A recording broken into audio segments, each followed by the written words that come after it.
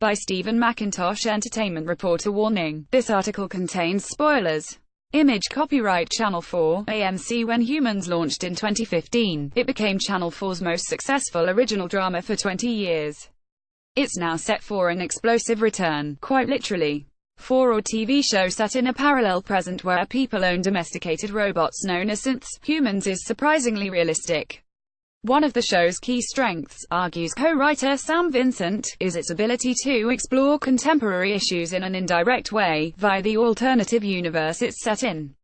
Via the synths, short for synthetic humans, the show explores not just artificial intelligence, but complex social issues, all human worries, all worries about mankind. It helps if you discuss them by displacing them slightly, says Vincent, who created the show with Jonathan Brackley. So if you create artificial intelligence and you call it a thing that doesn't actually exist in the world right now that is imminent, it allows you to discuss the problems that are actually troubling humankind, problems which Humans is set to explore. This include division, racism and terrorism, although all are, thank goodness, explored in a non-preachy way.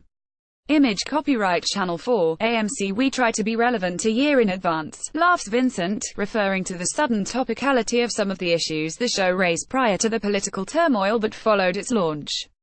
As it turns out, division is still a thing, but we try to be even-handed about it. It's not just poor little synths, look how badly we treat them. We see the emergence of a terrorist cell. We try and cover every side of it. For anyone new to Humans, the show is set in an alternative present in which many humans own domestic robots known as synths, which look like real human beings. The new picks up 1 year after the close of the second, which saw the whole of the synth population granted sentience. The first episode acts as something of a crash course of the story so far, particularly helpful for anyone who hasn't seen the first twos. There are hints and reminders about the parallel world viewers are once again being transported to, and the impact that domesticated robots had on society.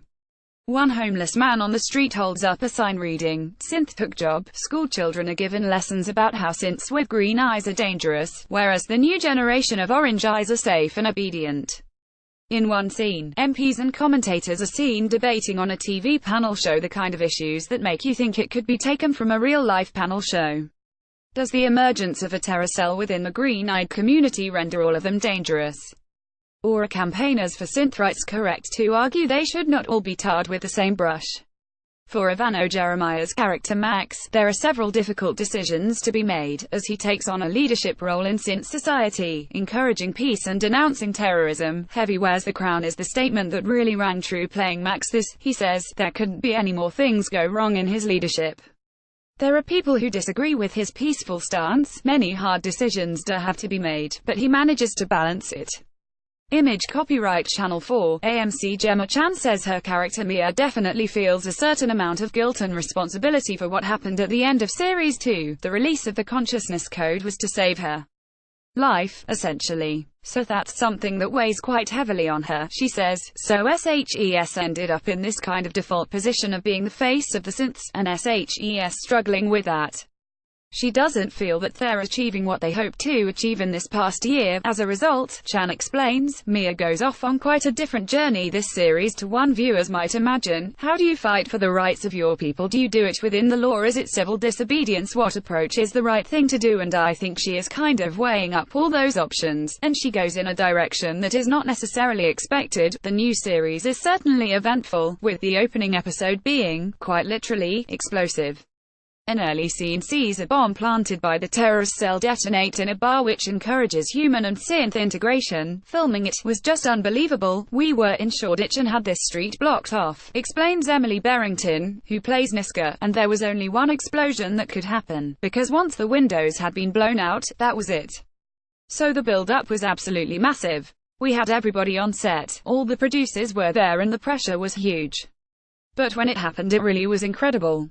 I hope they warned everybody locally. I'm sure they did, because it was pretty intense and loud. It may be easy to think that playing synths, characters who are essentially devoid of human personality, is an easy job, but, Berrington points out, the role comes with practical difficulties for the actors. Image copyright Channel 4, AMC. Image caption Emily Berrington plays Niska, who is caught up in a terrorist attack in the first episode. When I'm in the makeup chair, I start trying to think about being economical, not fidgeting and blinking. That's one of the hardest things, limiting the blinking. so I do try and think about it throughout the morning, beforehand." She adds that the famous and formidable death stare we see from Niska on screen has been cathartic to get out in any real-life frustrations. "It's so firmly kept on set. That's where all the kind of anger and frustration we so very Britishly don't express in real life is stored up and released by Niska." Berrington laughs. "So it's probably a form of quite unhealthy therapy in a way, to release that somewhere." The third series of Humans begins on Channel 4 on Thursday the 17th of May at 2100 British Summer Time. Follow us on Facebook, on Twitter at BBC Newsants, or on Instagram at BBC Newsants. If you have a story suggestion, email entertainment.news@bbc.co.uk.